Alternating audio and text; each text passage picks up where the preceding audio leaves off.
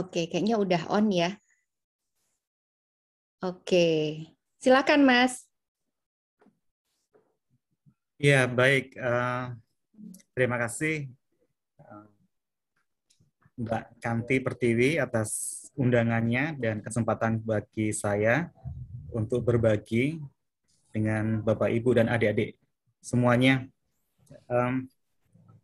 Assalamualaikum warahmatullahi wabarakatuh. Salam sejahtera buat kita semua dan salam sehat. Saya langsung share screen karena di situ juga ada slide tentang perkenalan diri saya. Oke. Sesuai kerangka acuan yang disampaikan Mbak Kanti, kita akan membahas tentang, atau saya akan memaparkan sebagai pemantik diskusi buat Bapak, Ibu, dan adik-adik mahasiswa sekalian tentang apakah whistleblowing itu cukup efektif sebagai instrumen deteksi dan pencegahan korupsi di Indonesia. Di sini saya memberikan subjudul aksi individual wirausaha institusional melawan kolektivitas korupsi.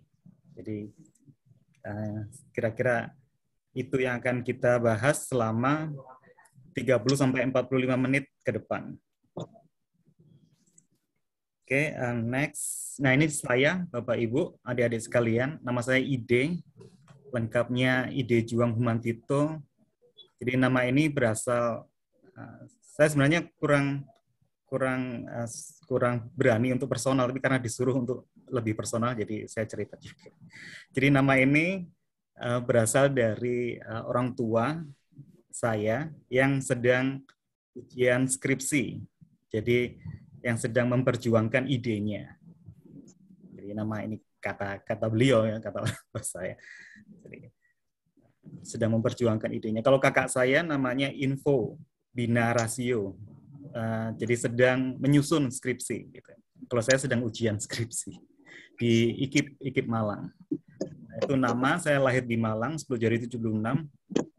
Dan sepanjang riwayat pendidikan saya dari SD sampai pasca sarjana, ya kurang lebih seluruhnya dibiayai oleh APBN. Jadi yang julid banget.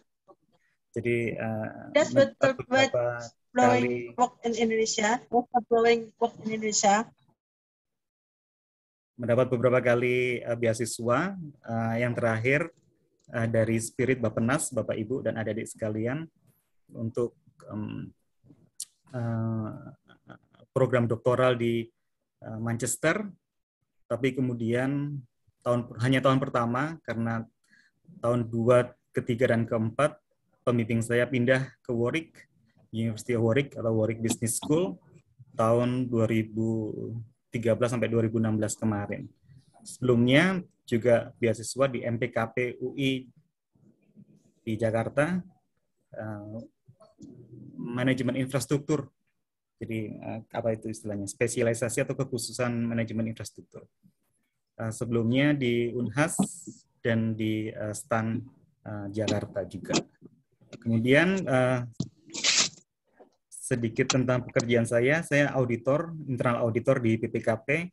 Awalnya dulu penempatan di Sulawesi Selatan, kemudian beberapa kali muter-muter di kantor pusat, kembali lagi ke Sulawesi Selatan, dan terakhir saat ini menjadi auditor di Direktorat Investigasi 4 di Deputi Bidang Investigasi BPKP yang hari-hari katakanlah menangani atau mengolah dan mengembangkan informasi pengawasan bidang investigasi, Bapak Ibu sekalian.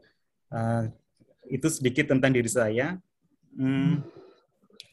Banyak cita-cita saya, tapi yang terakhir tercapai adalah menerbitkan buku tentang whistleblowing, buku kecil, buku sangat singkat yang saya ekstrak dari hasil penelitian saya. Kalau Bapak Ibu berminat bisa menghubungi link di bawah ini untuk mendapatkan PDF-nya.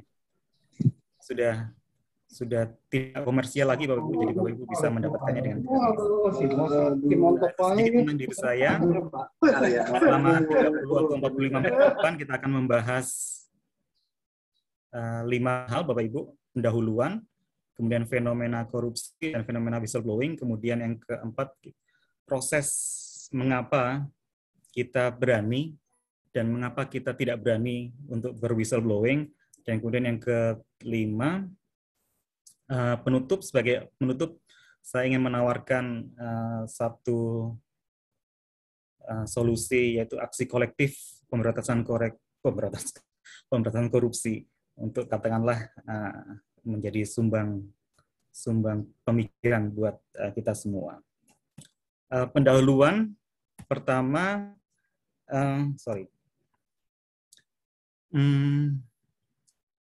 kita mengamati ada dua fenomena yang berbeda, Bapak Ibu, dari satu sikap yang sama. Jadi sebenarnya kita ini dilahirkan mampu membedakan antara yang baik dan buruk, dan antara yang benar dan salah. Tapi di setting yang berbeda, kita punya sikap dan perilaku yang berbeda. Jadi di setting masyarakat, public setting, itu kita biasa mengenal citizen arrest. Jadi kalau kita menangkap penjamret, kalau ketahuan ada jambret atau ada pencuri, kita menangkap dan kita memukuli si pelaku pencurian. Tapi tidak demikian dengan atau sebelum ini terjadi kita teriak gitu ya, jambret atau pencuri atau rampok gitu kan, lewat katakanlah fenomena whistleblowing atau slit drum beating gitu. Tapi kalau di setting organisasi kita bersikap dan berperilaku berbeda. Ketika ada kejahatan dalam organisasi, karena ada korupsi dalam hal ini, atau ada fraud, atau ada kejahatan lingkungan, kejahatan penyuapan, mendapatkan kontrak dengan menyuap, atau bentuk-bentuk korupsi korporasi lainnya, atau korporat, atau korupsi individu, kita cenderung diam. Kalau di sini kita teriak, memukul kentongan kalau di public setting, tapi kalau di setting organisasi kita cenderung diam. Dan kalau kita berani bicara, kita berani berwhistleblowing, kitanya yang dipersekusi, kitanya yang dihukum, kitanya yang dipukuli. Gitu. Jadi berbeda dengan kalau di setting masyarakat, public setting. Jadi kalau di public setting pelakunya yang dihukum, kalau di organisasi kitanya yang dihukum. Jadi itu yang kita amati, yang saya amati pada khususnya, sehingga saya melakukan penelitian tentang hal tersebut. Jadi, ada 3 hal yang menarik, yaitu fenomena korupsi di organisasi, kemudian fenomena whistleblowing di organisasi juga, dan proses pengambilan keputusan kenapa kita memutuskan untuk meniup atau tidak meniup peluit gitu ya. Jadi itu kira-kira latar belakang penelitian saya dan 4 tahun yang saya habiskan untuk melakukan penelitian ini.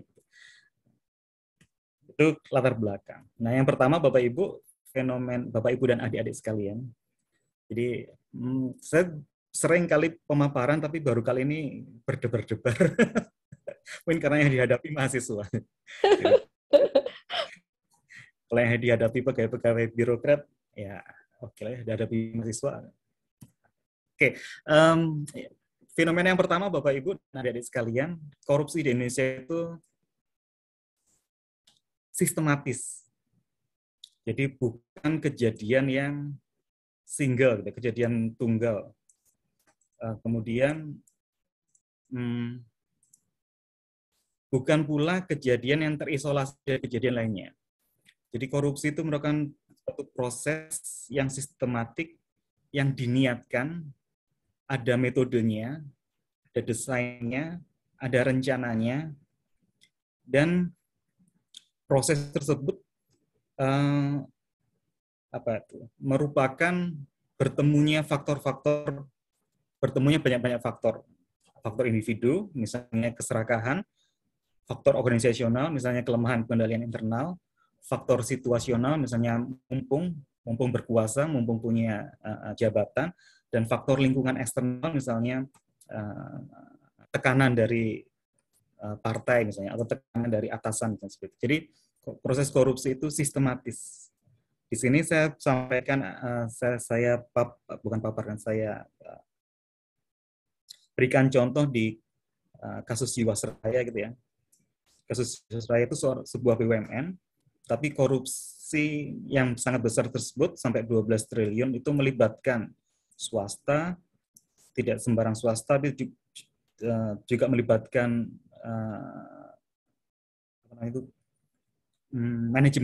manajer investasi dalam suatu pengelolaan transaksi pembelian dan penjualan instrumen keuangan. Jadi untuk mendapatkan 12 triliun itu melibatkan banyak-banyak sekali pihak. Jadi menunjukkan bahwa sistematisnya korupsi itu kalau terungkap itu menarik, gitu ya. Melibatkan tadi banyak pihak dan banyak kepentingan di situ. Kemudian fenomena yang kedua adalah korupsi di Indonesia itu terstruktur. Artinya adalah suatu organisasi berkembang sedemikian rupa sehingga menyimpang dari kemurnian, maksud dan tujuan. Kemudian sistem tata kelola negara dan organisasi dibelokkan untuk menguntungkan diri sendiri dan kelompok, serta mengeksploitasi institusi legislatif dan eksekutif sebagai sumber pendapatan. Ini saya lihat dari kasus di Kementerian Kelautan dan Perikanan, di mana yang bersangkutan, Bapak Menterinya ini menunjuk staf ahli yang mantan tim sukses untuk katakanlah diberikan kewenangan yang sebenarnya kewenangan itu milik dirjen, gitu, milik birokrat. Tapi ini orang dari swasta dijadikan staf ahli untuk memeriksa kelengkapan dokumen dan menentukan biaya angkut ekspor benih. Padahal kewenangan-kewenangan ini seharusnya adalah kewenangan Direktorat Jenderal yang birokrat profesional, gitu ya. Nah, ini jadi institusi dalam hal ini Kementerian Kelautan dan Perikanan yang seharusnya berjuang untuk kesejahteraan petani, nah itu menyimpang dari kemurnian tujuan tersebut, gitu. Ini yang terstruktur. Jadi itu fenomena yang kedua. Fenomena yang ketiga adalah ini Ibu Kanti, kalau ada pertanyaan bisa langsung atau gimana? Nanti Nanti. Q&A setelah paparan aja. Selesaiin dulu aja, Mas. Oke. Kemudian fenomena yang ketiga adalah korupsi Indonesia sudah sistemik dan berjejaring. Ini saya contohkan adalah korupsi di batubara. Di sini Laode Ida, Ombudsman Republik Indonesia, bilang di Indonesia sektor ekstraktif, energi, dan infrastruktur merupakan permainan para pemain besar. Agar berhasil, Anda harus mengenal siapa saja pemain-pemain tersebut, menjaga hubungan baik, serta menggunakan pengaruh mereka untuk membuat, menghambat, atau melanggar peraturan. Jadi peraturan itu dibuat atau dihambat atau dilanggar demi korupsi, demi memperlancar modus korupsi. Jadi kalau secara teoritis disebutkan korupsi sistemik itu berarti menjalar, menembus, dan meliputi seluruh sistem, berdampak pada keseluruhan sistem dan merupakan akibat dari kegagalan sistem. Jadi korupsi tidak hanya korupsi dalam prinsip, tapi juga moral, korupsi manusianya, korupsi organisasinya, dan korupsi negaranya. Jadi bersifat jaringan lintas wilayah, lintas sistem ekonomi, serta lintas sosial, serta bersifat resiprositas saling menguntungkan, win-win reciprocity, namun destruktif dan parasitik. Ya, ini kata orang-orang teori. Tapi kalau kami di BPKP mengamati dan ini terjadi, contohnya salah satunya itu adalah di korupsi batu bara, sektor ekstraktif, energi dan infrastruktur. Itu contoh-contoh korupsi yang sistemik dan berjejaring. Nah, kemudian yang berikutnya adalah fenomena korupsi di Indonesia itu terdesentralisasi. Jadi dulu korupsi itu berpusat di Istana Negara, di lapangan Banteng, di Senayan, di sekitar Jalan Merdeka. Tapi kemudian seiring dengan desentralisasi pengambilan keputusan, desentralisasi sumber daya, desentralisasi kewenangan, korupsi juga sampai ke desa. Jadi di sini disebutkan dana desa itu yang dari APBN, APBD ke APBDes, ke APBD desa, itu sumber korupsi juga. Jadi, ada 900 kepala desa yang bermasalah, ini tahun 2017. Jadi, kalau tahun sekarang mungkin sudah lebih banyak lagi. Jadi desentralisasi pengambilan keputusan yang awalnya untuk lebih dekat gitu ya, lebih dekat antara pemerintah dan rakyat, ada akuntabilitas dan transparansi di situ, tapi ternyata terjadi juga desentralisasi risiko korupsi. Itu kira-kira fenomena yang keberapa tadi, yang keempat atau kelima. Nah, yang terakhir Bapak Ibu, korupsi di Indonesia itu sudah mengalami apa yang disebut sebagai normalisasi. Itu korupsi yang menjadi normal, gitu. Perilaku koruptif yang tidak lagi dipertanyakan dan dipermasalahkan. Sudah seperti kebiasaan, sudah dilakukan oleh banyak orang dan dilakukan tanpa banyak pemikiran reflektif. Jadi kita tidak lagi tanya ini korupsi bukan, ini menyimpang tidak, ini kira-kira merugikan negara tidak, ini kira-kira merugikan masyarakat tidak. Jadi tidak ada lagi pemikiran atau tidak ada lagi dilema, tidak ada lagi pemikiran reflektif mengenai hakikat dari perilaku tersebut. Korupsi menjadi rutin sehingga kita nggak menghilangkan kesadaran terhadap akan kesalahan. Ini saya contohkan ada artikel di kompas.com yang disebutkan tentang pungli KTP. Di artikel tersebut dia bilang, wah sudah lama sekali prakteknya seperti tradisi kebiasaan di situ. Nah ini salah satu indikator korupsi di Indonesia sudah mengalami normalisasi. Contoh berikutnya adalah artikel mengenai OCK Ligis yang dia menyuruh anak buahnya, namanya YBG, anak buahnya, untuk menyerahkan uang suap, dan itu dilakukan atas restu. Nah, ini yang disebut sebagai proses sosialisasi korupsi. Jadi proses mengenalkan dan mengikutsertakan anggota baru dalam proses korupsi. Jadi ini salah satu indikator juga terjadi normalisasi korupsi. Nah, kemudian contoh berikutnya adalah ada proses yang namanya rasionalisasi atau pelaku membenarkan tindakan yang dilakukannya dengan banyak teknik, Bapak Ibu dan adik-adik sekalian, bisa karena sesama partai sehingga merasa tidak bersalah. Kemudian saya korupsi karena saya diminta. Ini contoh di NG di Hambalang. Kemudian dia rasional, kalau dikasih ya terima. Nah, seperti itu. Itu adalah juga indikator bahwa korupsi di Indonesia sudah mengalami normalisasi. Nah, ini sedikit tentang teorinya, Bapak Ibu, teori dari normalisasi korupsi dari Ashford dan Anand serta Jeffrey dan James Six, bahwa korupsi yang ternormalisasi itu pemaduan dari sosialisasi, institusionalisasi, dan kemudian rasionalisasi yang membentuk segitiga. Jadi kalau sosialisasi itu kita pegawai baru masuk ke suatu organisasi, katakanlah suatu instansi pemerintah, kita sejak awal sudah dikenalkan dengan praktek-praktek korupsi. Bisa pungli, bisa gratifikasi, bisa markup PBJ, macam-macam. Dari pegawai baru, dari CPNS, sudah dikenalkan dengan praktek-praktek tersebut. Berarti ada di sini proses kooptasi, dan praktek-praktek tersebut semakin lama semakin besar, inkremental. Jadi mungkin pada awalnya kita dites dengan korupsi yang kecil-kecilan, nggak protes, kemudian agak besar, nggak protes, kemudian semakin membesar, sehingga kemudian menjadi pelaku utama. Jadi ada proses inkremental, dan kemudian ada proses kompromi nilai-nilai. Kita semakin berdamai dengan hati nurani. Jadi kalau katakanlah dengan CPNS, waktu CPNS merasa ini salah, ini nggak benar, ini kok gini ya organisasi saya. Tapi kemudian seiring dengan berjalannya waktu, kita berkompromi dengan nilai-nilai tersebut. Kita berdamai dengan hati nurani kita. Ini proses sosialisasi. Nah, kemudian proses institusionalisasi itu kepemimpinan yang permisif.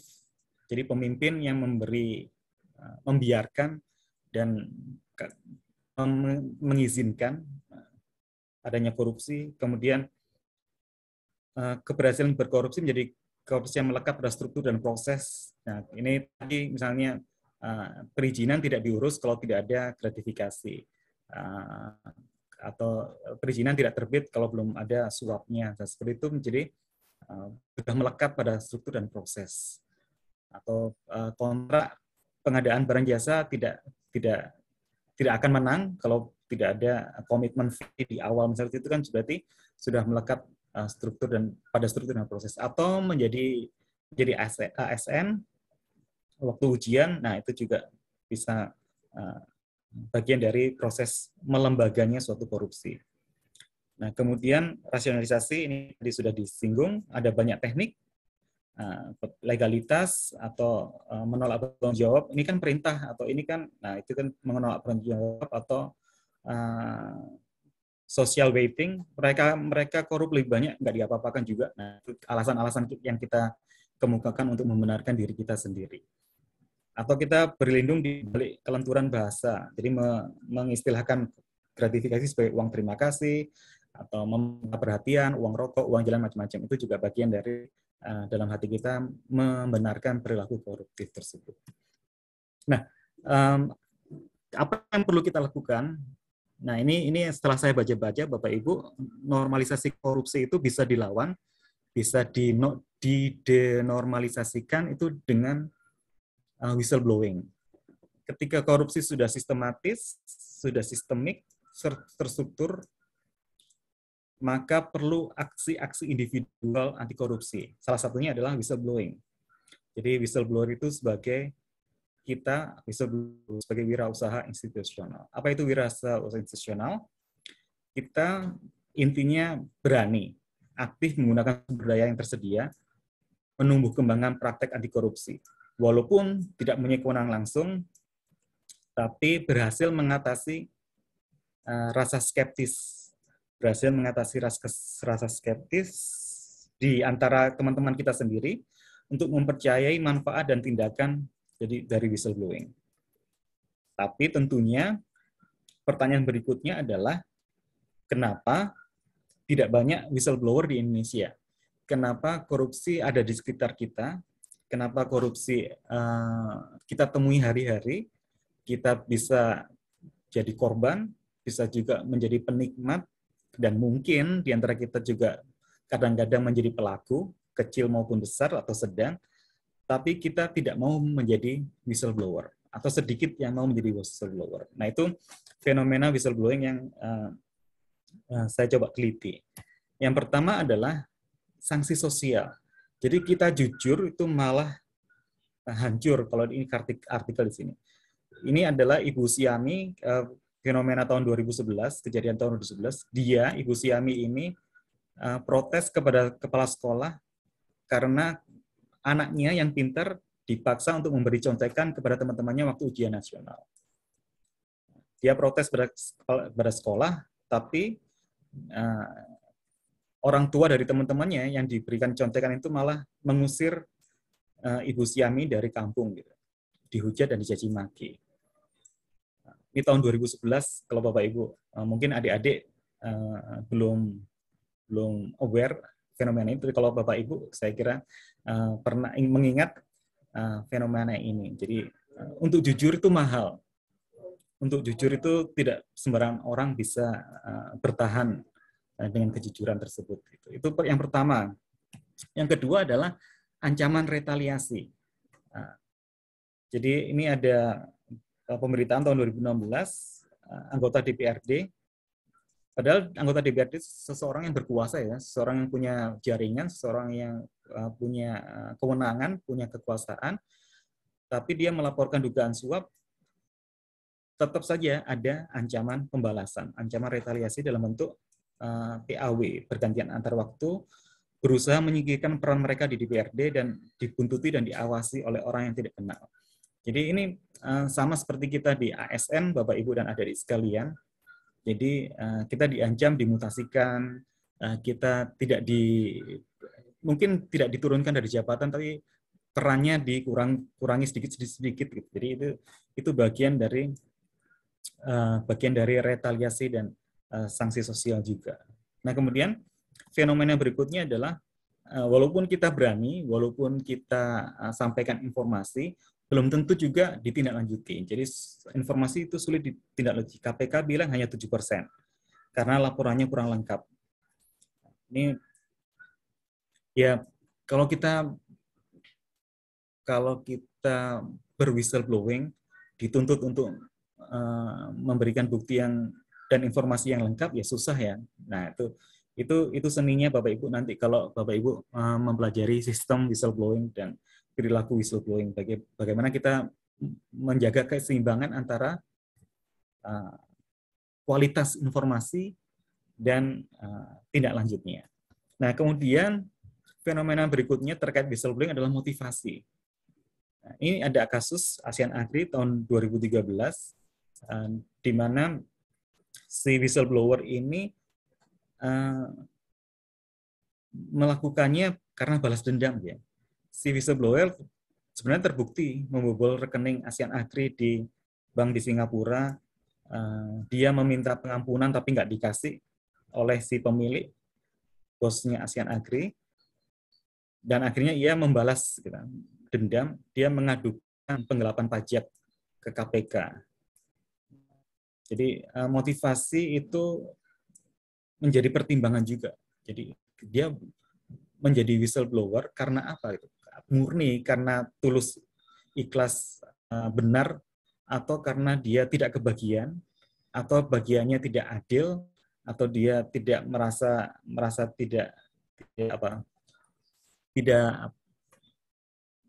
tidak mendapatkan perlakuan yang adil, atau bagaimana? Ataukah dia berwhistleblowing karena ingin mendapatkan penghargaan? Ya, itu juga bagian dari fenomena yang menarik untuk kita mempelajari kenapa seseorang melakukan atau tidak melakukan whistleblowing. Nah, kemudian yang berikutnya adalah pengaruh dari karakter individu dan budaya organisasi. Ini adalah kasus Waude Nurhayati. Dia anggota DPRD dari PAN. Jadi di artikel ini dia bilang Waude ini punya karakter tersendiri. Nah, jadi sebenarnya karakter seperti apa whistleblower itu? Kemudian dia menyampaikannya tanpa sepengetahuan organisasinya. Kemudian tidak berkonsultasi dulu. Tapi untuk kebaikan, nah ini berarti ada pertimbangan etis di situ. Dan kemudian di organisasi itu sangat liberal. Berarti di sini kita lihat whistleblower punya karakter tersendiri. Kemudian ada aspek-aspek kepemimpinan, ada aspek-aspek budaya organisasi. Nah itu yang kira-kira fenomena whistleblowing yang kita bandingkan dan kita sandingkan dengan fenomena korupsi yang sudah dikemukakan di sebelumnya. Nah, salah satu hasil penelitian saya adalah proses pengambilan keputusan whistleblowing. Jadi fenomena korupsi dan fenomena whistleblowing yang di atas itu kan latar belakang. Nah kemudian penelitian yang saya lakukan adalah mengamati bagaimana seseorang mengambil keputusan untuk berwhistleblowing atau tidak. Nah yang pertama adalah di fase pertama kita berwhistleblowing, yang pertama kita menilai seberapa salah korupsi seberapa salah penyimpangan yang kita jumpai, seberapa salah kesalahan, seberapa salah kejadian yang kita amati atau kita temui. Kemudian kita menginterpretasikan dan membandingkan berbagai nilai.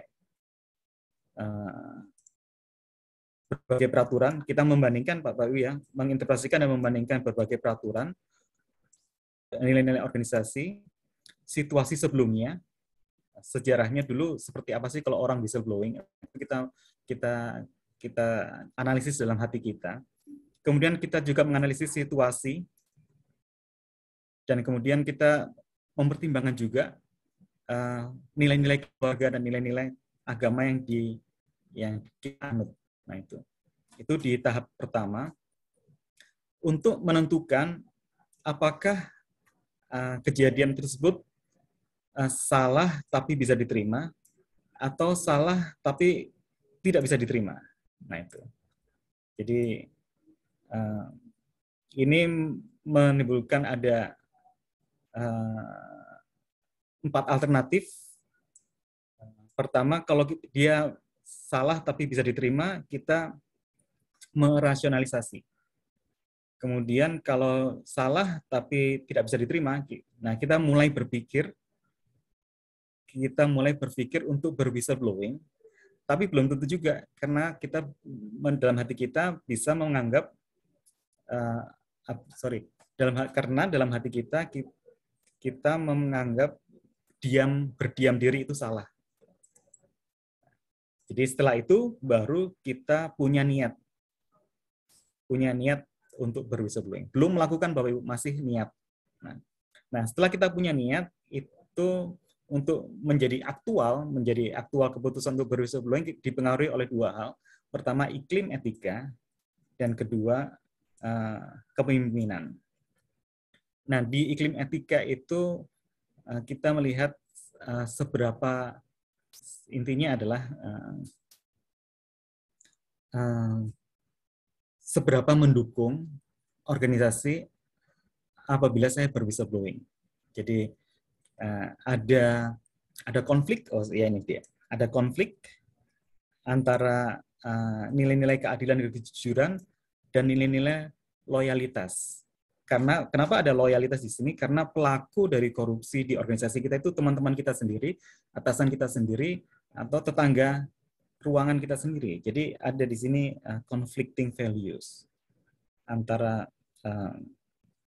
nilai-nilai kejujuran di satu sisi dan nilai-nilai loyalitas, nilai-nilai kerjasama, nilai-nilai solidaritas itu berkonflik dalam diri kita. Nah, kemudian sebelum Bapak Ibu, sebelum kita berwhistleblowing, kita juga menilai tingkat keseriusan. Nah, ini yang terkait dengan tadi. Kalau korupsinya sudah menjadi normal, kita cenderung menganggap semakin tidak serius. Jadi frekuensi terjadinya, kemudian siapa penikmat korupsi, berapa lama korupsi itu terjadi, berapa nilai uang yang terkait, apakah terjadi kerusakan yang besar atau tidak. Nah, itu menentukan seberapa serius. Kalau tidak serius, biasanya kita menganggap ini untuk kepentingan organisasi, ini dalam rangka menjaga kesejahteraan, katakanlah gara-gara gajinya kecil, atau korupsi ini untuk untuk tujuan-tujuan sosial, tujuan-tujuan charity, atau korupsi karena kasihan gitu. Nah, itu kita anggap sebagai tidak serius. Nah, kalau kita anggap serius, baru niat kita semakin kuat. Misalnya kita anggap serius itu kalau untuk kepentingan pribadi, atau kita anggap greedy, si pegawai atau pelakunya ini serakah. Nah, itu berarti baru kita meningkatkan niatnya. Niat kita whistleblowing itu baru meningkat. Nah, setelah itu baru kita menentukan atau dipengaruhi oleh ketersediaan evidence, ketersediaan bukti. Nah, kemudian pertanyaan berikutnya adalah apakah kita bertanggung jawab? Nah, itu dia. Untuk bertindak. Kita seperti itu, Bapak Ibu, pertanyaan dari diri kita sendiri. Yang kemudian di fase kedua adalah bagaimana kira-kira respon organisasi. Nah, ini panjang Bapak Ibu, tapi intinya adalah kalau selama ini organisasi cuek, kalau selama ini organisasi membiarkan kalau selama ini pemimpin tidak memperhatikan dan tadi membiarkan permisif dan macam-macam, kita nggak jadi gitu ya. nggak jadi berwhistleblowing. Kira-kira seperti itu Bapak Ibu. Atau mungkin sebelumnya pelaku dihukum, pelaku dikeluarkan dari perusahaan macam-macam, nah itu meningkatkan keinginan kita untuk berwhistleblowing. Kemudian fase berikutnya adalah apakah ini tanggung jawab saya untuk berwhistleblowing. Ini banyak faktornya Bapak Ibu, antara lain kapabilitas kita, apakah kita punya tanggung jawab hukum atau tanggung jawab profesional, atau karena proximity. Jadi kalau semakin dekat dengan sekitar kita itu semakin meningkatkan tanggung jawab kita untuk berwhistleblowing. Dan kemudian ada juga probability of success. Jadi kemampuan berwhistleblowing atau merubah niat menjadi tindakan whistleblowing itu intinya adalah kalau kita merasa bertanggung jawab secara pribadi, personal responsibility. Nah, kemudian di fase berikutnya adalah mengidentifikasi alternatif decision, apakah kita mau internal atau eksternal, atau anonim atau tidak, atau informal, atau melalui formal salon resmi, itu bagian dari pengambilan keputusan. Berikutnya adalah, Bapak Ibu, yang paling penting di sini adalah menimbang-nimbang antara biaya dan manfaat. Expected benefit, kalau lebih besar dari perceived cost, yaitu baru kita mau berwhistleblowing. Biaya-biaya ini macam-macam tadi, termasuk ancaman mutasi, ancaman turun jabatan, ancaman sanksi-sanksi sosial, itu termasuk biaya berwhistleblowing. Nah, kemudian yang terakhir, eksekusi keputusan berwhistleblowing. Nah, ini termasuk tadi menggabungkan antara konflik nilai, menggabungkan antara respon organisasi seperti apa, itu pada akhirnya kalau semuanya oke, baru kita berwhistleblowing. Ini ada beberapa faktor yang mempengaruhi. Mas Ide, tadi ada temuan yang kualitatif, boleh dibahas dulu nggak yang bagian itu ya? Kayaknya menarik banget tuh yang kualitatifnya tuh. Iya. Iya sih, ini saya bikin ada kualitatif, ada kuantitatif. Jadi, atau mungkin nanti kalau ada pertanyaan mungkin lebih ya. Jadi kalau kualitatif itu bukti-buktinya berserakan. Susah. Jadi termasuk apa di sini, kualitatif itu publisitas, reputasi, itu.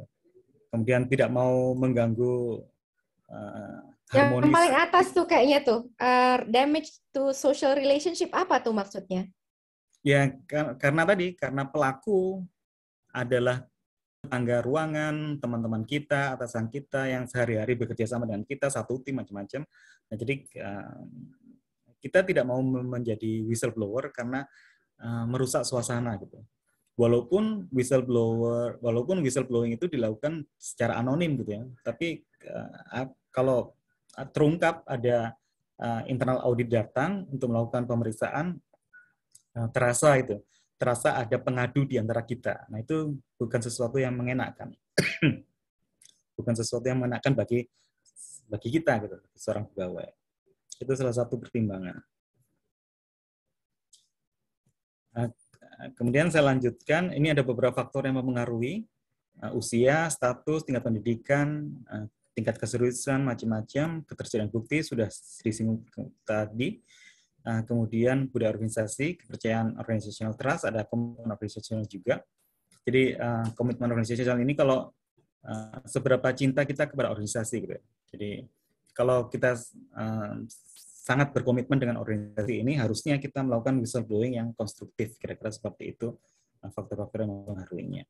Nah, secara umum hasil penelitian yang bisa saya kemukakan adalah kita itu sebenarnya ingin high intention to blow the whistle, tapi actual action-nya itu rendah.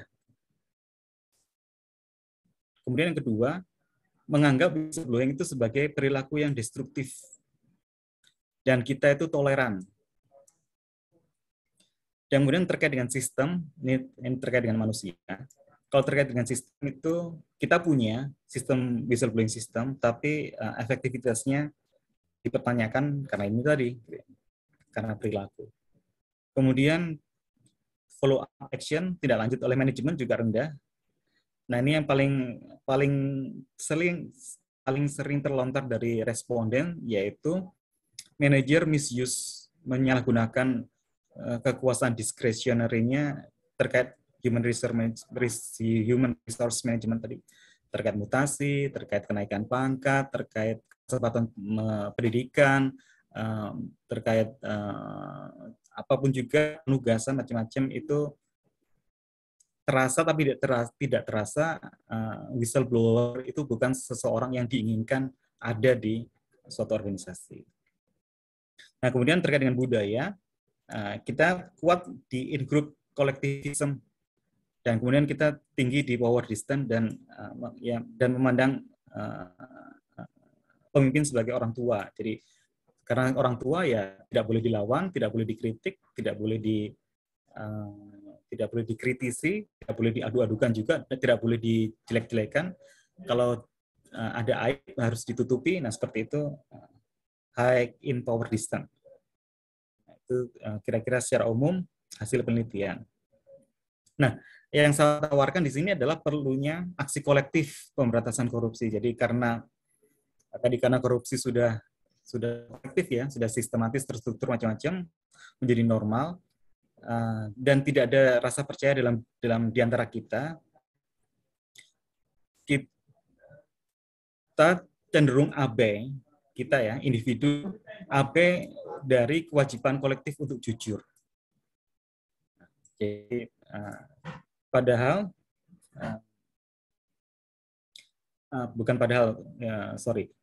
untuk itu diperlukan peningkatan kredibilitas dan memperbesar pengaruh-pengaruh aksi individual menjadi proses kolaboratif.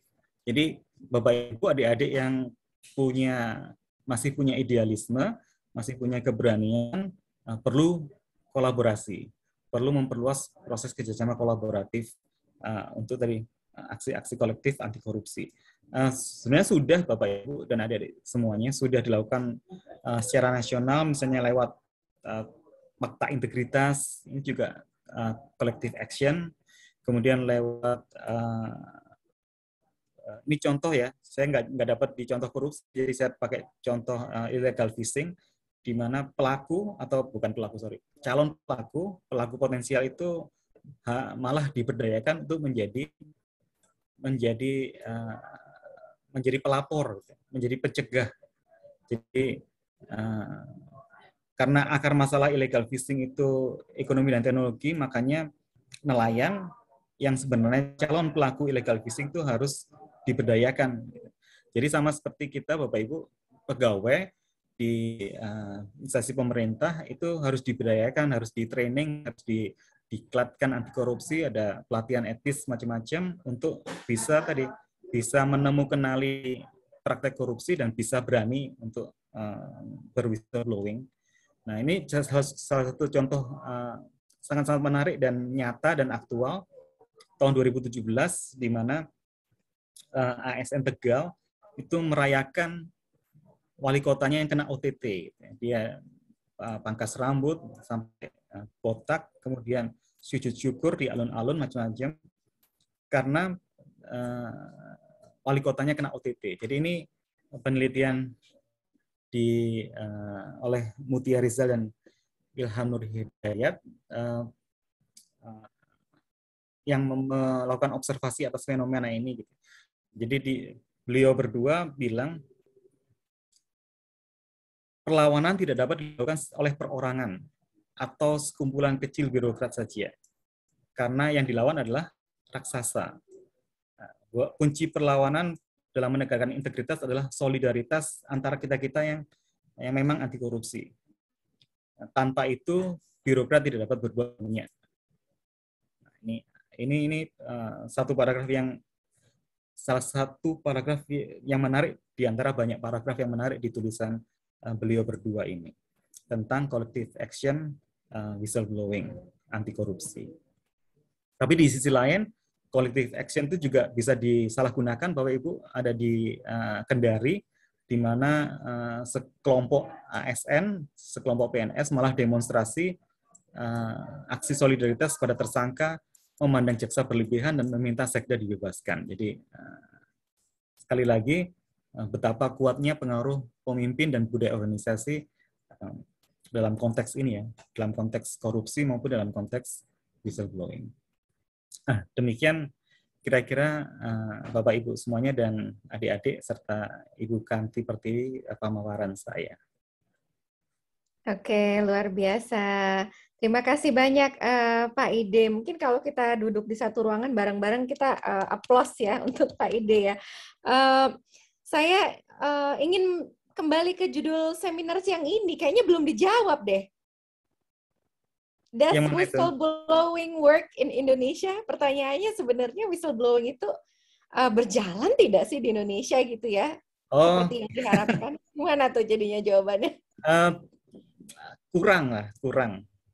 Kurang bisa karena kalau bisa tentunya kita sudah turun ya tingkat korupsi, tapi sampai saat ini belum. Oke. Jadi jawabannya no ya berarti ya, karena katanya yang ngelihat flyer kemarin pengen tahu jawaban langsungnya aja deh katanya gitu. Bukan no lah, kurang. Perlu ada upaya agar kita lebih sensitif.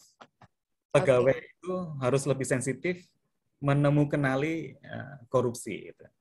Lebih sensitif, lebih lebih kompeten. Sensitif, kompeten tuh berarti mampu ini benar, ini salah, ini baik, ini buruk gitu. Nah, kemudian baru masuk ke sistem. Oke, itu menarik ya tadi ya. Izinkan saya meng-highlight ya beberapa poin dari paparannya Pak Ide tadi gitu ya.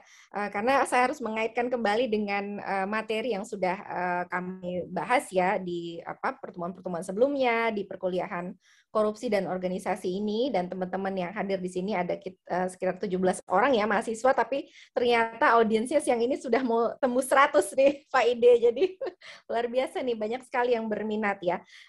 Kalau saya boleh meng-highlight ya, tadi poin-poin yang sudah disampaikan oleh Pak Ide itu salah satunya tadi yang menarik saya lihat di awal bicara tentang bagaimana korupsi itu sudah menjadi sesuatu yang sistematis begitu ya, dan dinormalisasi, tetapi di saat yang sama kita tidak boleh lupa bahwa korupsi itu juga tidak hanya semata-mata faktor individu, tetapi juga ada dimensi sosialnya ya di situ ya. Karena kita tidak mungkin menormalisasi sendirian kan.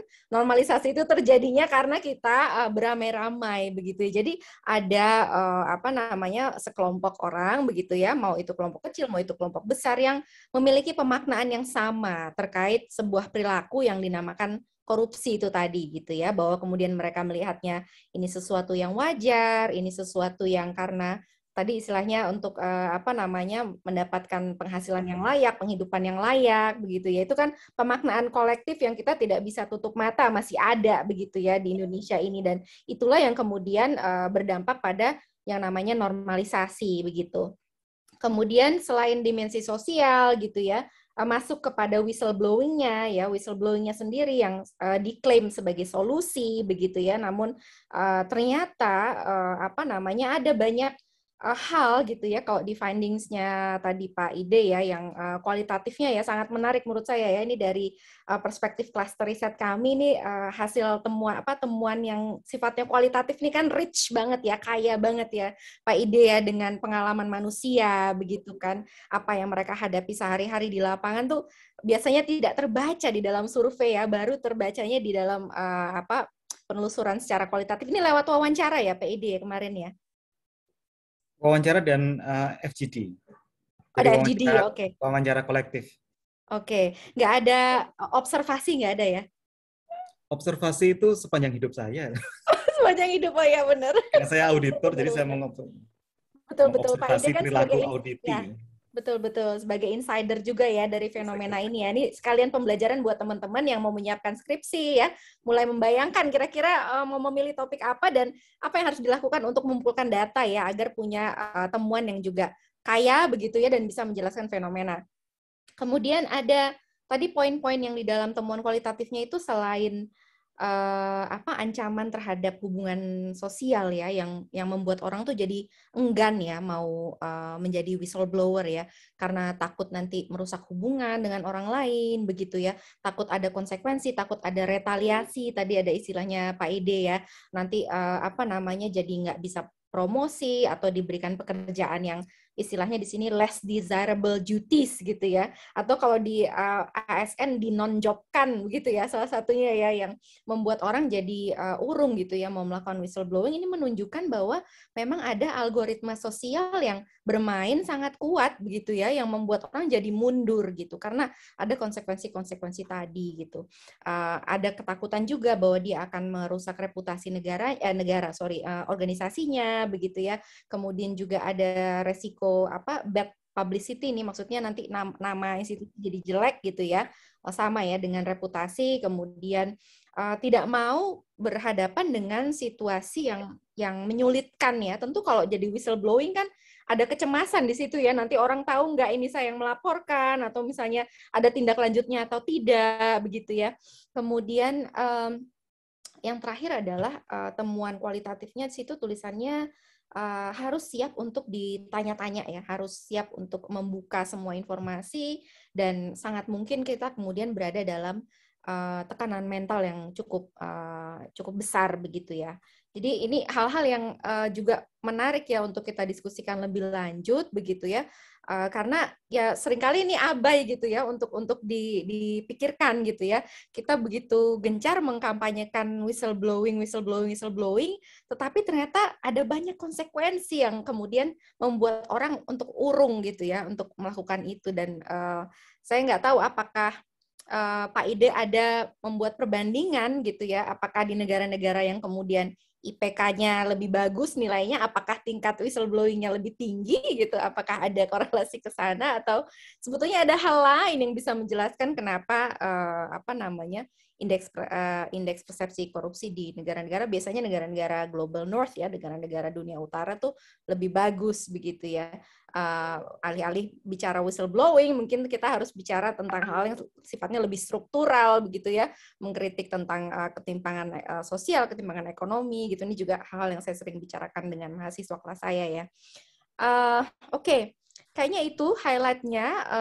Kalau ada dari teman-teman dari kelas korupsi dan organisasi, mohon kalau ada pertanyaan ya langsung di kolom chat. Kita berikan kesempatan dulu nih buat adik-adik, tadi katanya Pak Ide ya, adik-adik yang muda-muda, yang pemuda harapan bangsa untuk bertanya begitu ya.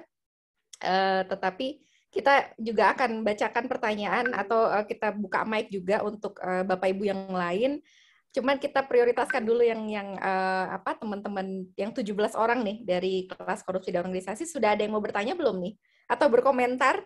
Atau berefleksi? Saya juga mengajarkan mereka untuk refleksi Pak Ide. Jadi kalau di kelas itu tiap kali ada bacaan gitu ya, tidak boleh hanya menerima saja, tetapi juga ada refleksinya gitu ya, mencoba mengimajinasikan, oh ini kalau di dunia nyata seperti apa sih gitu ya. Ini gagasannya realistis nggak sih gitu ya, ini bisa diterima nggak sih dengan logika dan seterusnya. Silahkan kalau ada yang mau komentar atau bertanya dulu dari teman-teman kelas korupsi dan organisasi. Mas Egit, ada teman-temannya yang mau bertanya atau berkomentar?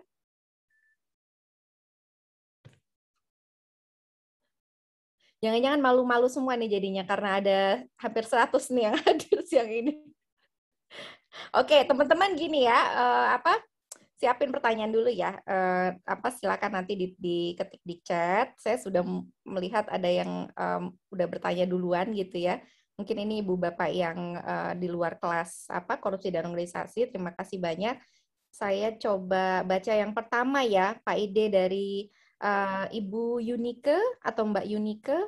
Setuju Pak Ide bahwa masih kurang berfungsi whistleblowing system di Indonesia untuk membuat efektif bergabung sebagai penyuluh anti korupsi untuk lebih dekat dan mengenal korupsi. Sebagai penyuluh, kita juga didorong untuk menjadi whistleblower. ini pengalaman juga muncul niat dan mengaktualkan niat tersebut menjadi whistleblower. Mahasiswa juga bisa menjadi penyuluh anti korupsi. Oke, tidak ada pertanyaan ya, komentar. Kemudian dari Mbak Nayunda, terima kasih Pak Ide atas sharingnya. Mungkin saya terlewat, bisakah Pak Ide sharing tentang reflexivity dalam penelitian Bapak? Sebagai seorang insider, nah ya, insider benar ya tadi ya, dan observer sepanjang karir. Sejauh mana Bapak memasukkan subjektivitas atau insight Bapak di dalam penelitian ini? Silakan, Pak Ide. Iya, jadi saya dikasih satu buku sama pembimbing tentang reflexivity metodologi. Tapi saya nggak sanggup mencernanya.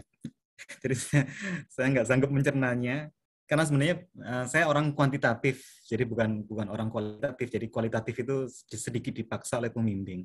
Jadi sejauh mana Bapak memasukkan subjektivitas atau insight Bapak dalam penelitian ini? Jadi saya mencoba memasukkan subjektivitas saya dalam pertanyaan-pertanyaan panduan wawancara dan panduan FGD.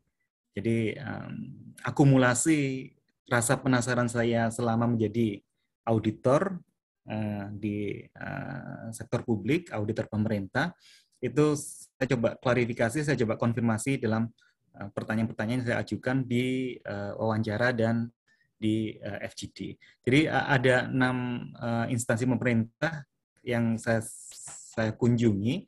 Kementerian Keuangan, seingat saya Bapak Ibu ya, Kementerian Keuangan, Kementerian Pertanian, Kementerian Pendidikan, Kesehatan, BPKP sendiri, sama satu lagi saya lupa, satu badan lah ya. Nah itu di situ saya mencoba memasukkan subjektivitas dalam penelitian ini. Kira-kira itu Ibu Nayunda Sari. Oke, baik. Ada respon dari Ibu Nayunda atau cukup? Terima kasih Pak Ide sharingnya. Makasih Mbak Ranti. Ya, sama-sama. Oke. Penjelasan Pak Ide dan Bu Kanti cukup mantap. Makasih Bu Ratna. Ada Ibu Beta ya. Di kantor kami ada mantan pejabat yang bermasalah ketika menjabat, membuat perusahaan dalam institusi. Pekerjaan yang harusnya masuk BLU malah masuk ke perusahaannya sendiri yang bersangkutan sempat distafkan oleh pimpinan tertinggi. Namun di akhir jabatan pimpinan tertinggi 2-3 tahun kemudian, mantan pejabat yang distafkan itu dikembalikan ke jabatan yang setara.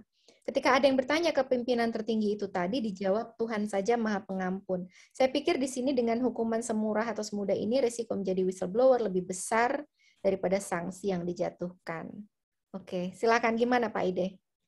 Iya, jadi tugas organisasi, bukan tugas kita Bapak Ibu ya, tugas organisasi adalah merendahkan, mengecilkan biaya berwhistleblowing dan meningkatkan manfaatnya.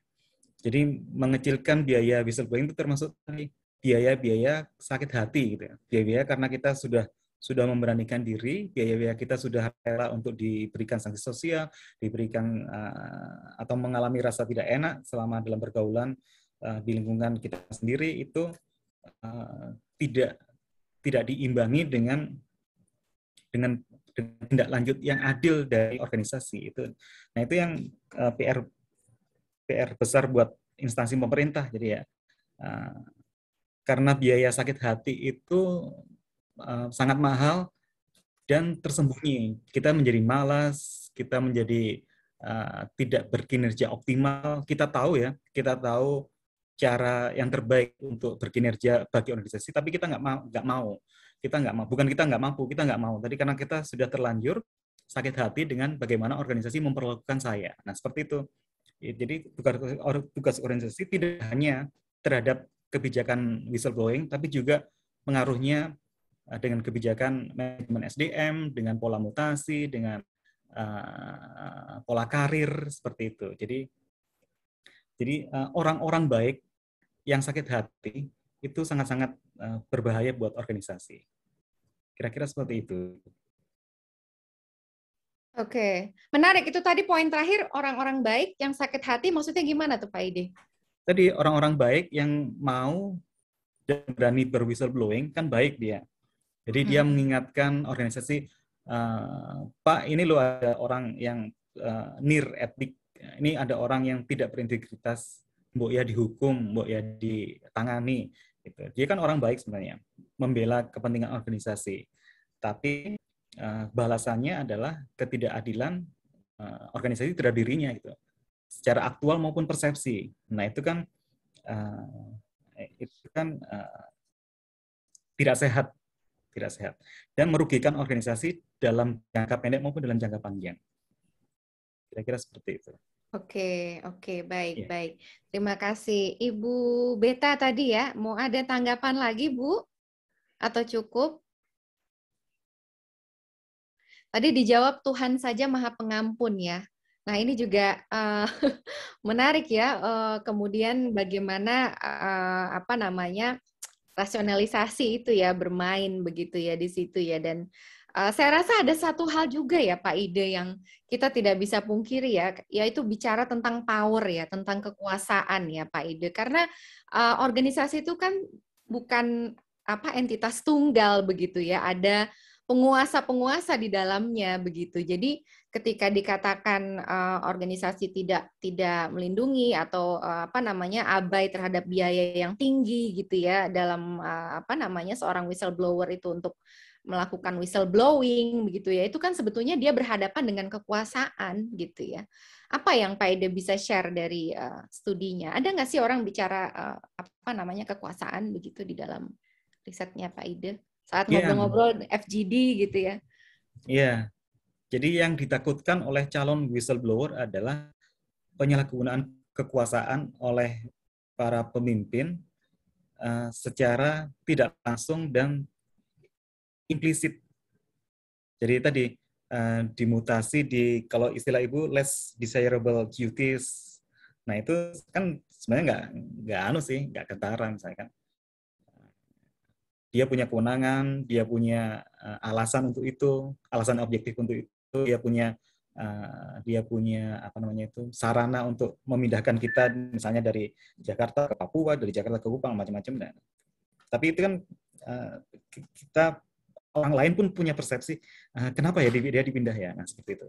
Itu jadi kekuasaan yang dimiliki oleh para pemimpin itu yang paling ditakutkan oleh calon-calon whistleblower.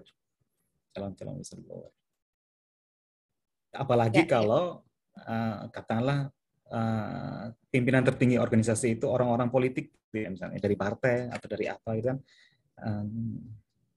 cenderung susah didebat, susah diajak diskusi, susah dicurhati. Pokoknya yang punya absolute power itu ya, kekuasaan mutlak itu ya, tidak ada penyeimbangnya ya, itu yang paling sulit tuh. Oke, baik. Ada Nur Aini Darwis, nih mahasiswa saya, satu-satunya mahasiswa perempuan di kelas korupsi dan organisasi. Jadi spesial banget nih, ada pertanyaan dari Mbak Nur Aini buat Pak Ide. Mohon izin bertanya, Bu Kanti dan Pak Ide, jadi kan dengan adanya sistem whistleblowing ini seharusnya bisa mengurangi tingkat korupsi di organisasi, baik di pemerintahan maupun di swasta. Namun tadi juga dijelaskan kalau ada beberapa antecedent atau faktor pendorong atau penyebab gitu ya, yang mengakibatkan individu enggan untuk melaporkan tindakan korupsi ini. Nah, kalau menurut pendapat Bapak Ibu, kira-kira apa ya yang membuat orang-orang berani menjadi whistleblower dengan mengenyampingkan resiko yang mungkin ia terima sebagai whistleblower? Gimana, Pak Ide duluan deh. Oke, dari hasil wawancara, yang diharapkan oleh whistleblower itu hanya satu sebenarnya, Ibu dan Bapak, Ibu dan adik-adik sekalian, yaitu ditindaklanjuti. Jadi whistleblower itu tidak mengharapkan penghargaan, tidak mengharapkan terkenal, tidak mengharapkan naik pangkat, tidak mengharapkan dapat bonus lebih, enggak. Jadi yang diharapkan itu adalah tindak lanjut. Jadi yang bisa dilakukan organisasi adalah, kan pertanyaannya adalah, kira-kira apa yang bisa membuat orang untuk berani? Nah, jadi yang bisa dilakukan oleh organisasi adalah menindaklanjuti sekecil apapun juga itu. Jadi walaupun whistleblower dalam bentuk surat kaleng hanya selembar kertas atau hanya email tanpa tanpa petik ya, tanpa bukti lampiran dokumen macam-macam, tapi tetap harus ditindaklanjuti dan prosesnya itu transparan. Maksudnya proses transparan itu adalah kalau saya menjadi whistleblower, saya bisa punya akses untuk tanya sampai di mana penanganannya. Nah, itu. Jadi itu transparan. Jadi saya sebagai whistleblower itu bisa men-track penanganan kasus sampai di mana. Nah, itu kemudian, idealnya sistem whistleblowing tuh dibuat seperti itu ya. iya, karena ini kan dia kira-kira apa yang bisa membuat orang untuk berani. Nah, itu. Jadi sebagai organisasi itu tadi membuat sistem yang penanganannya itu efektif. Itu yang pertama. Yang kedua adalah pelatihan etis untuk para pegawai. Jadi melalui pelatihan etik ya, ethical training itu ya sama seperti kita mendengarkan ceramah agama gitu ya, siraman rohani setiap hari, kita menjadi peka. Kita menjadi sensitif terhadap nilai-nilai kejujuran, kebenaran, keadilan. Ini kelihatannya klasik dan ya semua orang tahu, tapi itu benar Bapak Ibu. Jadi hal-hal yang basic, hal-hal yang sudah kita tahu itu perlu dilakukan secara konsisten gitu untuk membangun budaya organisasi yang anti korupsi. Oke, baik. Mudah-mudahan menjawab ya, Mbak Nur Aini. Oh, saya juga harus jawab ya. Apa ya yang bisa dilakukan? Kalau saya mungkin kalau bicara whistleblowing spesialisasinya Pak Ide ya. Tapi kalau bicara korupsi secara umum, kalau dari riset saya sendiri, kalau kita bicara korupsi kita nggak boleh lupa konteksnya ya, di mana sih perbuatan korupsi itu muncul begitu ya, konteks sosial, ekonomi, politik yang melingkupinya itu apa.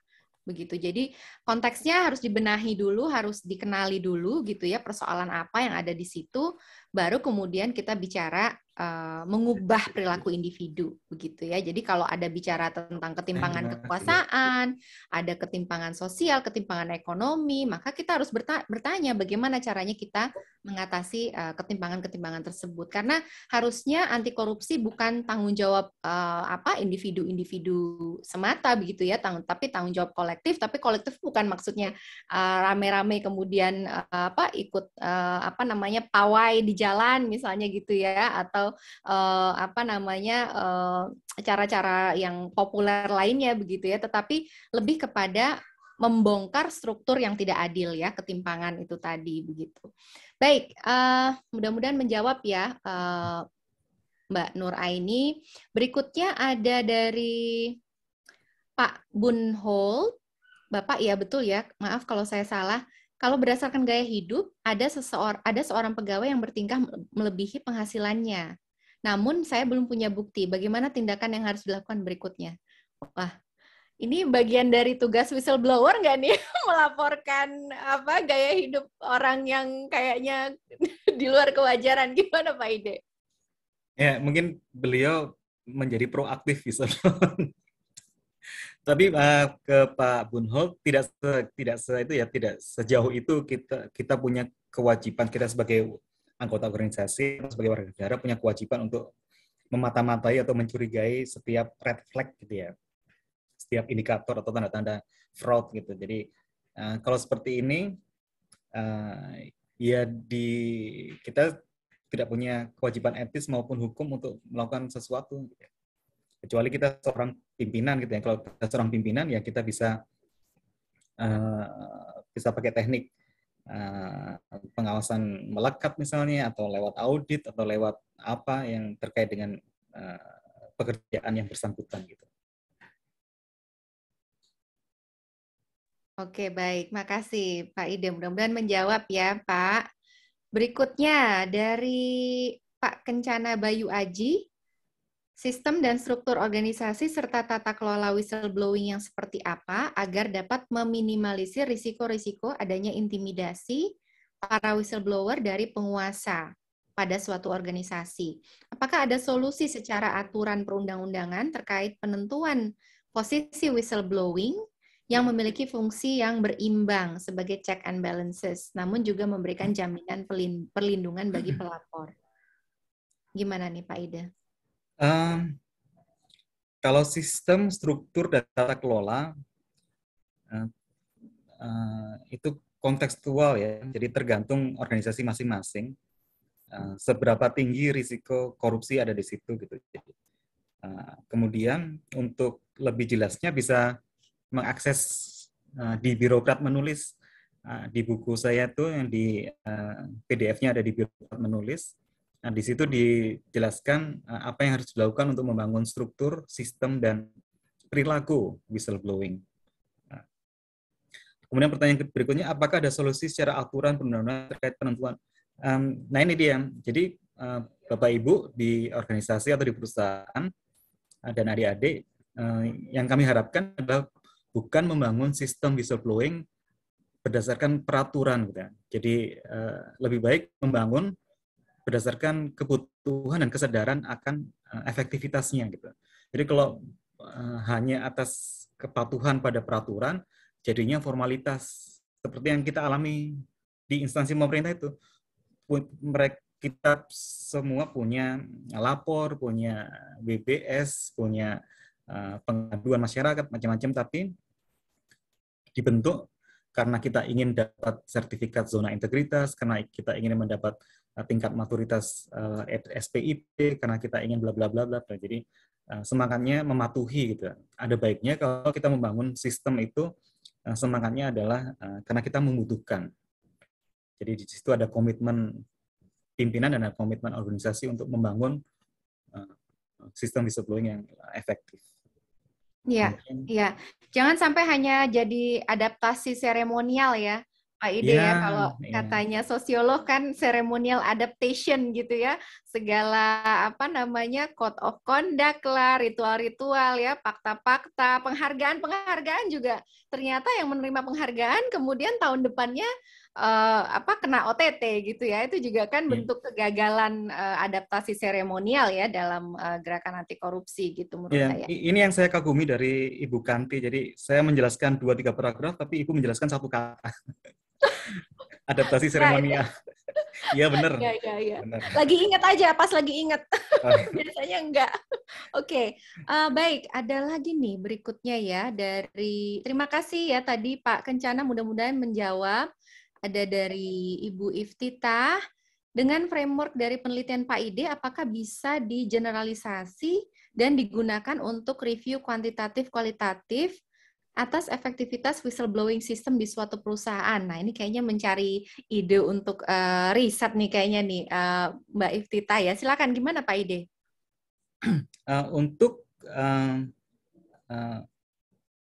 menjadi instrumen penilaian, ya tadi kan dalam rangka riset untuk menjadi instrumen penilaian efektivitas whistleblowing di suatu perusahaan, kami di BBKP mengembangkan tersendiri, ada pedoman tersendiri. Jadi sekiranya Ibu Iftifah Dewi berminat, bisa nanti saya share pedomannya untuk digunakan sebagai menilai efektivitas di suatu perusahaan. Nah, tentunya masih perlu dimodifikasi ya. Iya. Boleh. Tapi sudah lebih operasional. Oke, diketik di chat boleh nggak alamat emailnya Pak Ide? Kalau ada yang mau kontak. Terus juga tadi ada cerita sedikit kesebut Birokrat Menulis. Cerita dong Pak Ide, apa itu Birokrat Menulis? Kalian promosi nih komunitas yang saya juga senang banget nih dengan teman-teman Birokrat Menulis nih. Birokrat Menulis itu musuh dalam diskusi, tapi teman dalam berpikir. Itu saja. Jadi di situ ada sekumpulan birokrat yang menulis. Karena birokrat kan biasanya mendengar, mengangguk-angguk, iya saja. Siap, ini ada siap Pak, siap Bu. Ya, ada enggih tapi nggak kepanggih gitu, tapi siap Pak, siap Bu, benar Ibu.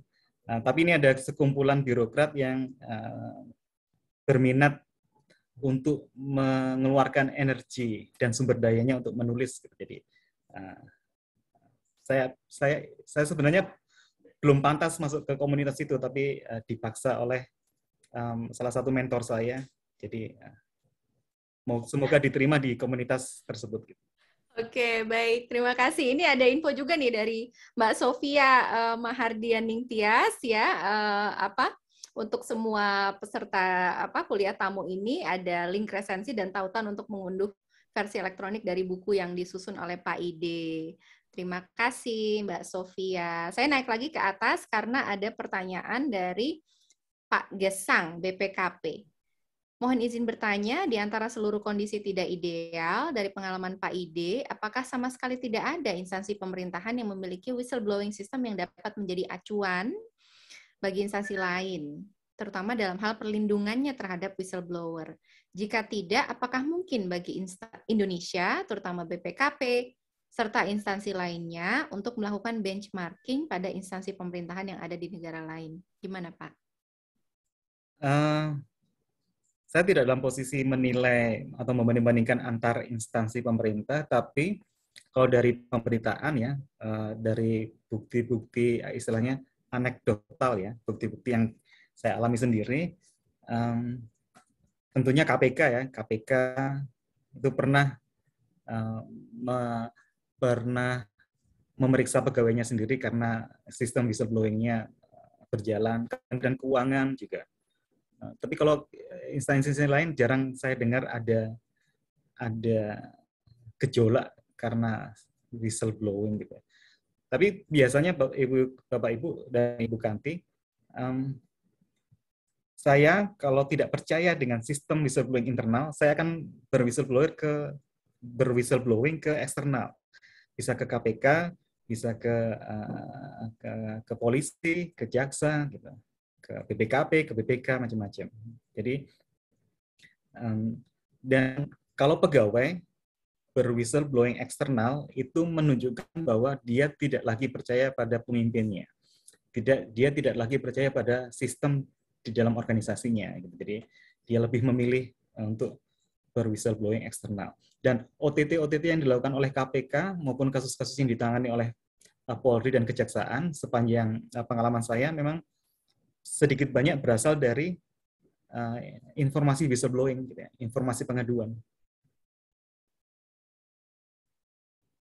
Baik, jadi nggak mudah juga ya untuk kita mengevaluasi instansi per instansi begitu ya, mana yang efektif, mana tidak efektif gitu ya. Belum ada studinya ya yang melihat ke sana. Iya, karena whistleblowing itu kalau sedikit mengherankan, tapi kalau banyak juga mengherankan. Jadi kalau sedikit kok sedikit ya, padahal di sini banyak korupsi. Tapi kalau banyak kok banyak sekali, apakah di sini orang saling parah banget gitu ya.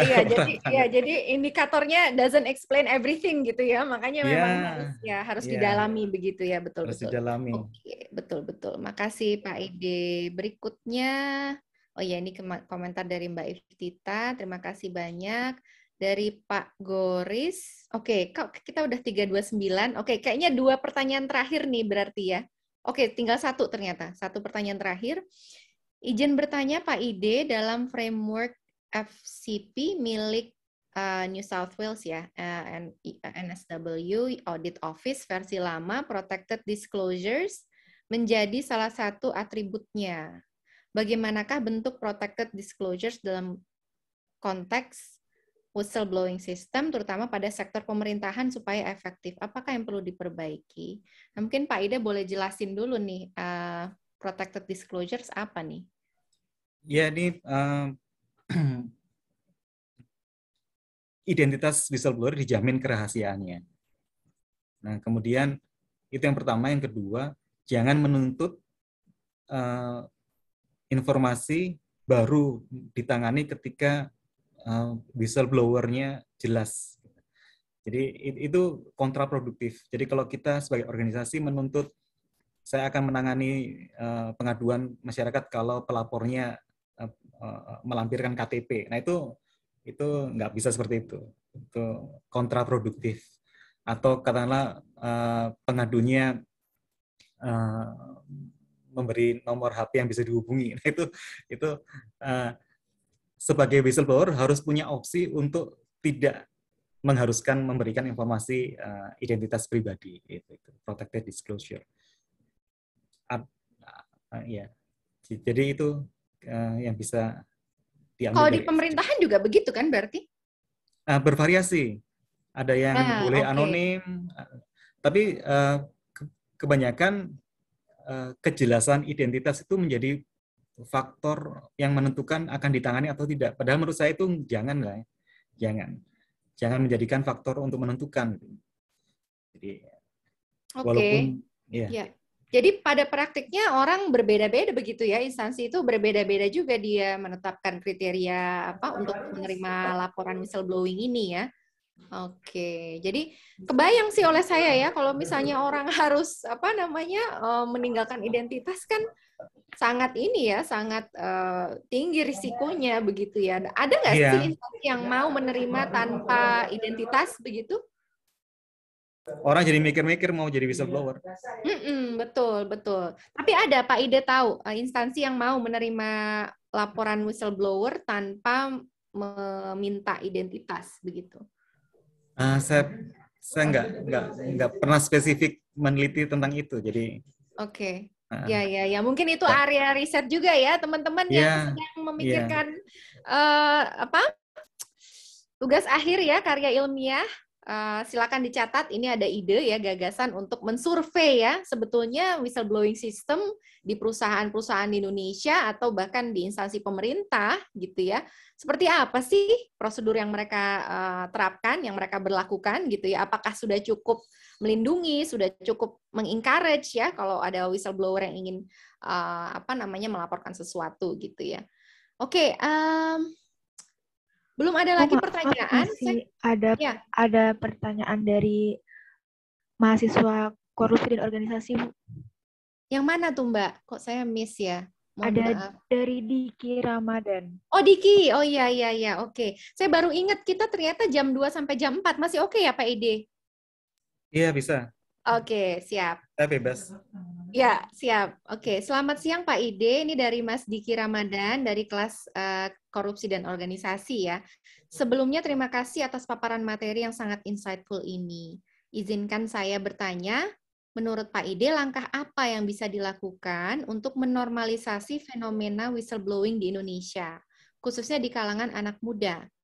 Karena sepengamatan saya, budaya atau fenomena yang terjadi di masyarakat, khususnya anak muda saat ini adalah jika kita menemukan atau mengetahui aktivitas yang dapat dikatakan salah atau melenceng, seperti halnya korupsi, maka kita harus diam dan pura-pura tidak tahu. Karena jika kita jadi whistleblower, maka justru kita dapat nilai buruk atau bahkan lebih buruk dari si pelaku. Dapat dinilai sama buruk atau bahkan lebih buruk gitu ya. Ini mengingatkan kalau di kampus sekarang yang lagi rame adalah tentang kekerasan seksual ya. Ini untuk menjadi whistleblower untuk kekerasan seksual juga luar biasa banget ya tantangannya Pak Ide. Belum lagi nanti responnya juga tidak menggembirakan gitu. Silakan, gimana menurut Pak Ide? Kalau istilahnya menormalisasi fenomena whistleblowing agak kurang pas ya, karena whistleblowing itu saluran komunikasi alternatif. Jadi kalau kita terbiasa menggunakan WBS itu malah kurang sehat. Oh, bukan. Malah menunjukkan ada yang tidak sehat di organisasi tersebut. Jadi yang perlu dilakukan adalah atasan atau pemimpin perlu mengembangkan kepemimpinan yang terbuka. Jadi siapapun bawahan yang mau menghadap untuk curhat diterima dan dia menerima dan mendengar. Nah, jadi termasuk di situ dia menerima kritik, menerima saran, menerima masukan dari bawahan. Termasuk kalau bawahan kan biasanya mengemukakan pendapat kan dengan sopan gitu ya. Jadi kalau dia kan nggak mungkin si A korupsi, si B fraud, si C mengambil atau si C pungli, kan enggak. Jadi dia pasti memberikan masukan atau memberikan saran atau curhat ke pimpinan itu dengan kata-kata yang netral ya kan. Ada perlu perbaikan prosedur, perlu perbaikan pengendalian, perlu perubahan tata kelola macam-macam. Nah, seperti itu pemimpin harus mendengar. Karena komunikasi antara atasan dan bawahan itulah komunikasi yang formal dan paling efektif. Nah, jadi WBS, whistleblowing system, itu digunakan sebagai alternatif kalau komunikasi formal ini macet. Nah, seperti itu. Jadi yang dikembangkan adalah komunikasi atasan bawahan yang formal dan terbuka tadi. Nah, jadi kalau ini macet baru digunakan saluran informasi dan komunikasi alternatif, yaitu sistem whistleblowing tadi. Iya, iya. Itu masuk akal banget ya, karena memang harusnya yang channel utamanya itu diperbaiki begitu ya Pak Ide ya. Jadi orang betul nggak harus mencari yang alternatif begitu ya. Tapi ada nggak nih real case study-nya ya yang jadi organisasi yang bisa bisa mendengar ya, bisa akomodatif, bisa demokratis bahkan mungkin ya. Jadi nggak perlu tuh pegawainya mengandalkan jalur alternatif seperti whistleblowing system ya untuk menyuarakan dissent-nya misalnya ya, ada yang salah dia lihat begitu ya dan dia ingin itu diperbaiki. Dan ada juga kecenderungan kalau di Indonesia itu orang yang melihat praktik yang salah di organisasinya lalu dibungkam dengan perkataan jangan meludahi tempat kamu makan ya, jangan meludahi tempat kamu minum atau tempat kamu makan gitu. Dan menurut saya ini juga aneh ya, karena seolah-olah ketika kita melontarkan kritik atau menyuarakan sesuatu untuk mengoreksi sesuatu itu artinya kita benci. Ya, padahal kan tidak ya. Harusnya kita melihat ada seseorang yang ingin mengoreksi sesuatu itu karena dia peduli gitu ya, karena dia cinta justru dengan tempat dia bekerja, dia melihat ada yang salah dan ingin diperbaiki gitu demi kebaikan bersama gitu. Jadi ini yang harus kita pelan-pelan kita lawan ya, kecenderungan untuk mengatakan bahwa kalau Anda melontarkan kritik artinya Anda benci atau Anda berkhianat gitu ya, padahal seharusnya tidak demikian begitu. Oke, mudah-mudahan terjawab ya dari pertanyaannya Mas Diki tadi oleh Pak Ide. Kayaknya udah habis, tapi ada satu lagi baru masuk dari Ibu Putri. Nah, ini kolega saya juga nih. Selamat datang Ibu Putri, terima kasih banyak ya sudah gabung. Selamat sore Ibu Kanti, Pak Ide. Saya izin bertanya, apakah konsolidasi pegawai, misalnya pembentukan serikat pekerja, dapat menyeimbangkan relasi kuasa yang ada saat ini, yang membuat rasa distrust kepada sistem perlindungan whistleblower. Nah, ini menarik juga nih ya. Gimana Pak Ide? Ada hubungan nggak whistleblowing dengan serikat pekerja? Mungkin dalam konteks yang lebih luas berhubungan ya. Jadi mengembangkan situasi atau kondisi dalam organisasi di mana pemegang kekuasaan, dalam hal ini manajer itu merasa tindak tanduknya diawasi dan diamati oleh pihak lain yang katakanlah seperti watchdog gitu. Jadi mungkin secara umum terkait dengan upaya organisasi untuk mengembangkan budaya organisasi yang anti korupsi gitu. Tapi kalau secara khusus ke whistleblowing, mungkin terkait dengan pegawai merasa ada yang melindungi kalau ada apa-apa dengan perusahaan, seperti itu. Jadi dia menurunkan biaya whistleblowing, Jadi kalau saya merasa dizolimi, dimutasikan atau diapakan, dihambat karirnya, itu saya punya seseorang untuk mengadu, yaitu serikat pekerja. Kira-kira seperti itu. Oke, kalau di konteks ASN sendiri, kalau kita merasa dizolimi, dimutasi, itu kemana curhatnya, Pak Ide? Curhatnya di birokrat menulis. Oke, di birokrat menulis ya, baik. Tadi sudah ada ya linknya ya diberikan oleh Mbak Sofia ya. Tapi ada solusinya nggak tuh kalau curhat di birokrat menulis? Aduh, luar biasa tantangannya ya PNS Wakanda nih ya. Kalau katanya PNS Ababil, PNS Wakanda katanya nih. Oke, terima kasih ya Bu Putri, mudah-mudahan menjawab ya. Kalau saya sendiri sih memang melihat serikat pekerja itu keniscayaan ya. Kalau memang kita ingin mempunyai salurannya untuk menyampaikan aspirasi begitu ya, karena hubungan antara pemberi kerja dan pekerja itu sangat unik ya dan dinamis begitu ya, dan tidak selalu harmonis begitu. Jadi kita perlu punya platform untuk menyuarakan kepentingan-kepentingan kita begitu. Nah, ini ada undangan dari Mbak Iftita. Silakan teman-teman yang mau riset tentang whistleblowing system di perusahaan swasta bisa hubungi Mbak Iftita di situ ya. Silakan. Makasih Mbak tawarannya. Izin bertanya bagaimana cara yang efektif mewujudkan bahwa whistleblowing system itu menjadi suatu kebutuhan. Nah, ini tadi poinnya Pak Ide ya. Jangan sampai cuman adaptasi seremonial.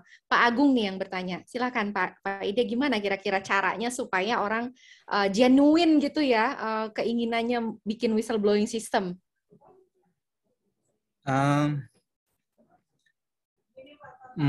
Ya susah ya kalau kita ingin yakin ini membangun sistem whistleblowing karena pencitraan atau memang benar-benar butuh. Gitu ya.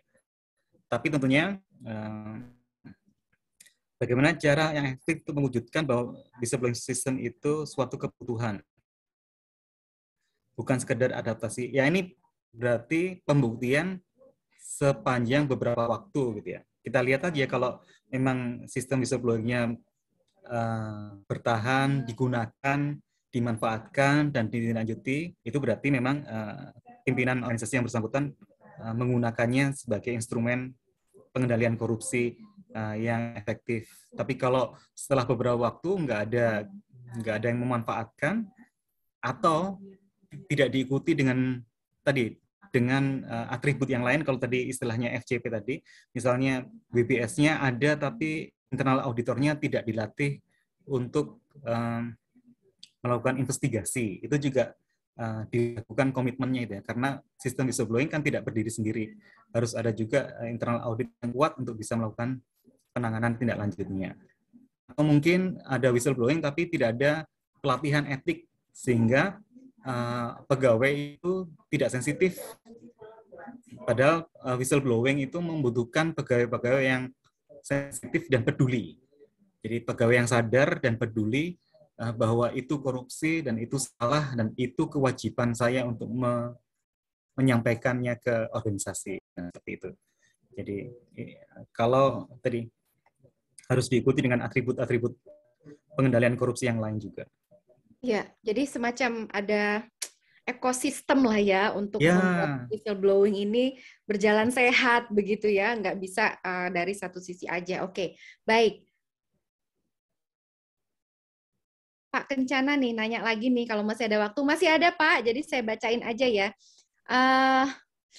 Indikator keberhasilan yang seperti apa sehingga dapat mengukur tingkat keberhasilan penerapan dalam membangun whistleblowing system secara lebih efektif, tidak hanya formalitas, namun benar-benar semangat whistleblowing sudah melekat dalam niat yang tulus dan baik dalam setiap SDM dan stakeholder terkait dalam berkiprah dalam organisasi. Nah, ini kompleks banget nih, pertanyaannya bertingkat-tingkat nih.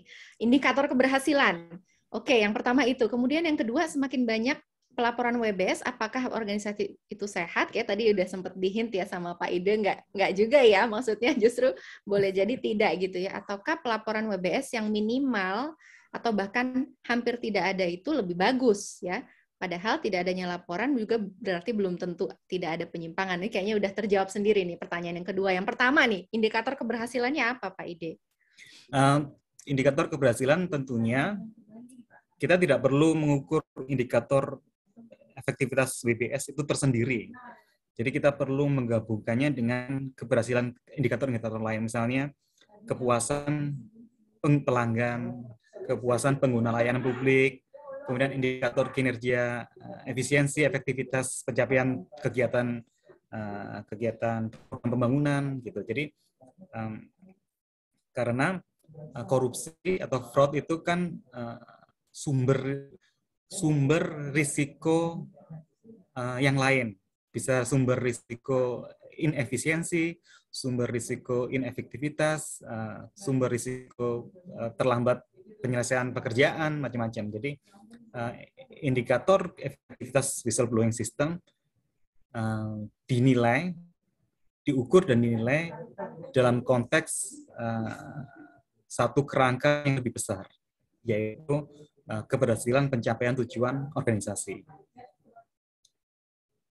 Kira-kira jadi dilihat sebagai sesuatu yang lebih strategis sifatnya begitu ya? Iya. Karena risiko korupsi itu menimbulkan risiko-risiko lain juga. Gitu. Jadi risiko korupsi itu tidak berdiri sendiri. apakah kemudian dengan sistem whistleblowing risiko korupsi rendah atau menurun, tapi tujuan organisasi tidak tercapai, kan percuma juga. Gitu. Ya, ya. Jadi harus dalam konteks yang strategis benar tadi Ibu Kanti. Iya, iya. Jadi ya, makasih banyak. Ini Pak Goris boleh nyalain mic nggak ya supaya lebih interaktif? Pertanyaannya juga ada 2 poin nih. Silahkan kalau berkenan Pak Goris.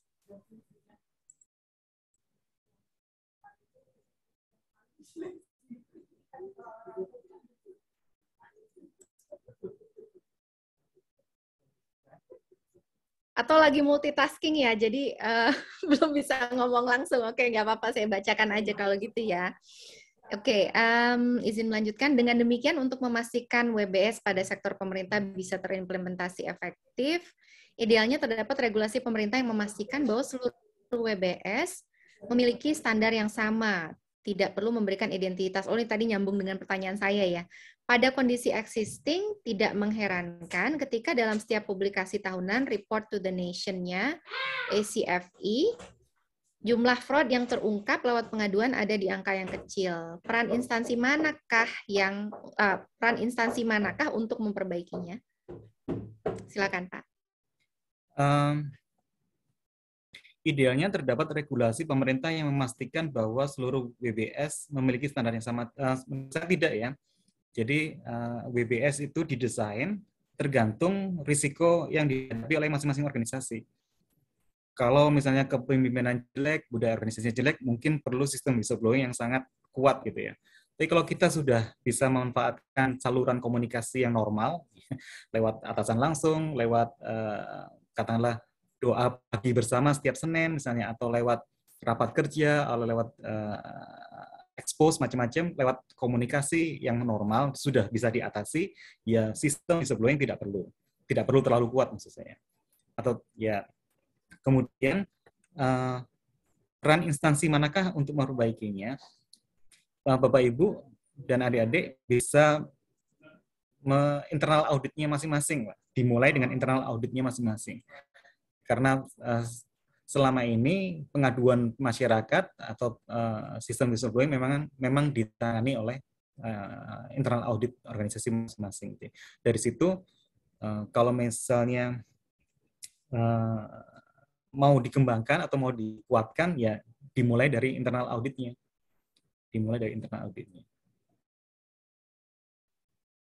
Kemudian laporan ACFE menyebutkan fraud yang terungkap lewat pengaduan ada di angka yang kecil. Saya meragukan ya, tapi seingat saya sih dari whistleblowing atau dari tips itu termasuk yang besar, termasuk teknik deteksi fraud yang cukup banyak gitu ya. Tapi nanti saya lihat lagi laporan ACF ini. Oke, baik. Berikutnya nih ada dari Pak Sulistyo. Minta di-share kriteria efektivitas WBS yang dipakai Pak Ide dalam penelitian, dan di-share juga gap riset tesis Pak Ide. Siapa tahu bisa diisi oleh adik-adik yang mau bikin riset juga. Jadi maksudnya untuk future research kali maksudnya nih ya, share gap research. Oke, gimana nih Pak? Yang pertama, penelitian itu tidak spesifik mengenai efektivitas WBS. Jadi penelitian itu fokus ke bagaimana proses pengambilan keputusan, mau atau tidak mau menjadi whistleblower. Nah, kemudian kalau efektivitas sistem itu ada di pedoman yang kami kembangkan di BPKP, pedoman penilaian, pedoman pengembangan sistem whistleblowing. Nah, di situ ada beberapa indikator efektivitas, antara lain jumlah pengaduan, prosentase yang ditangani, prosentase macam-macam. Tapi perlu diingat bahwa penilaian efektivitas WBS itu perlu dimasukkan dalam framework yang lebih strategis tadi kan, yaitu kinerja organisasi secara keseluruhan. Kemudian yang kedua, gap riset tesis, saya lupa ingat karena sudah 5 tahun yang lalu, tapi salah satunya adalah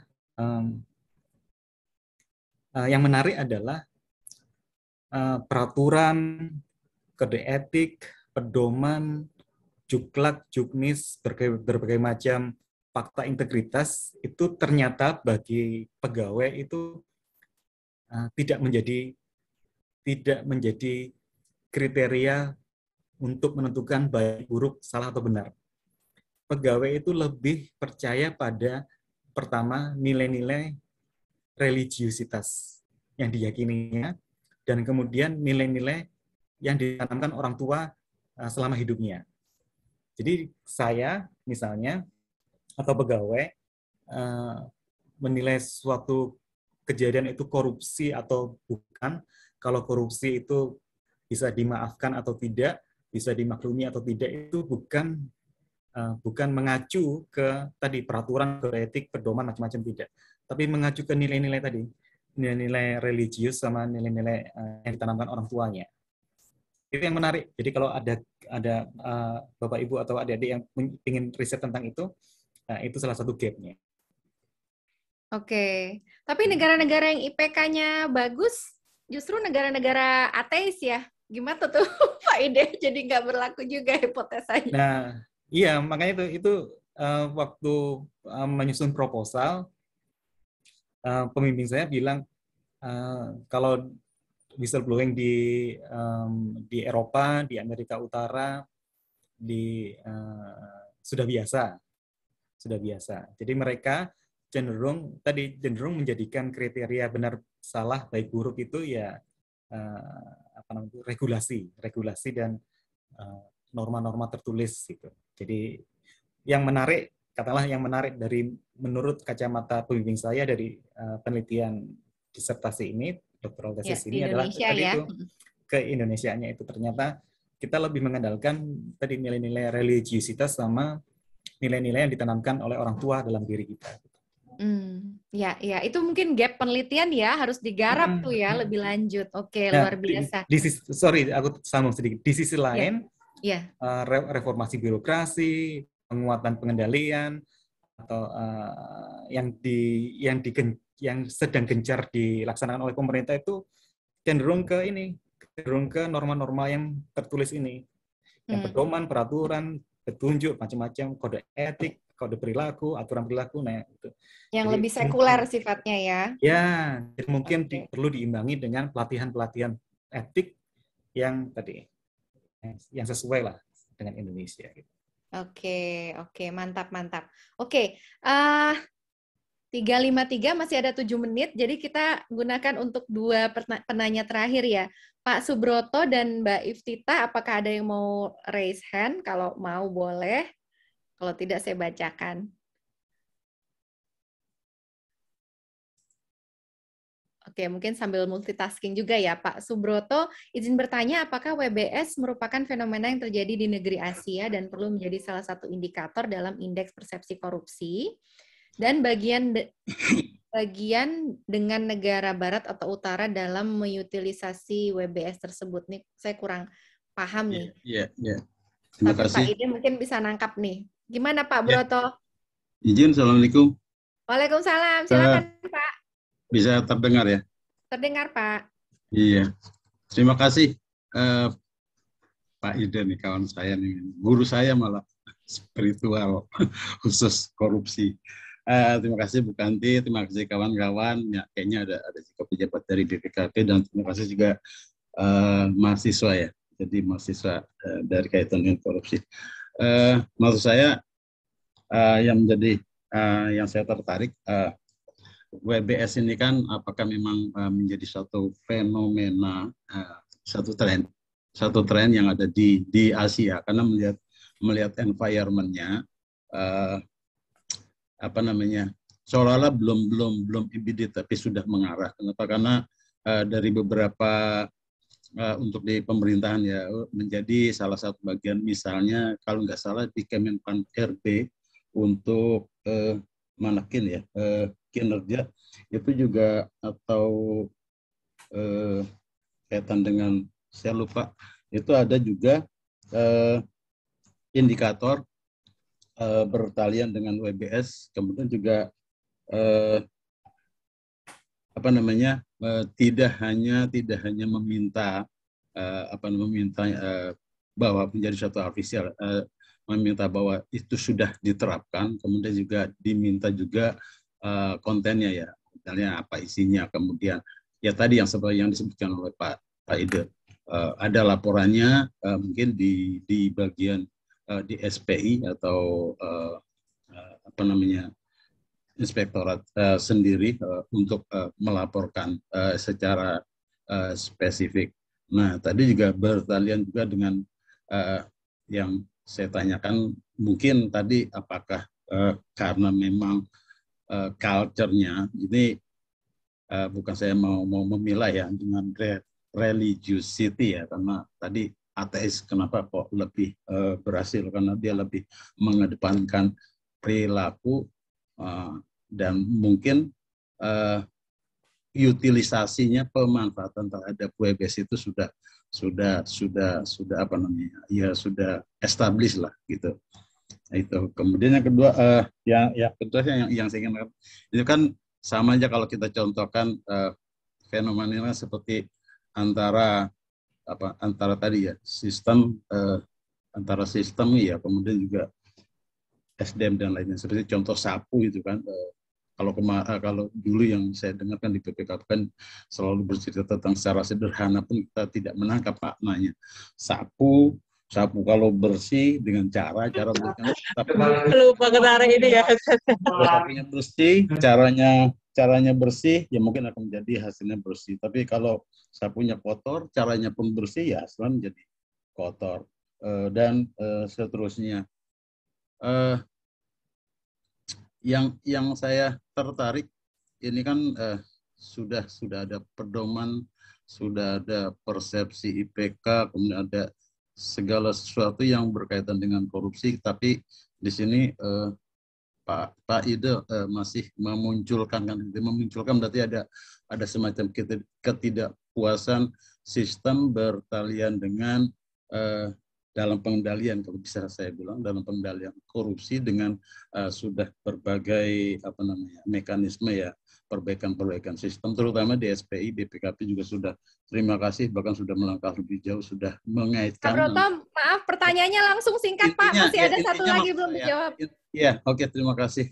Intinya apakah WBS ini memang suatu fenomena yang ada di bolehlah di negara-negara Asia, dalam arti yang mungkin Afrika dan lainnya, yang memang perlu dimunculkan, kemudian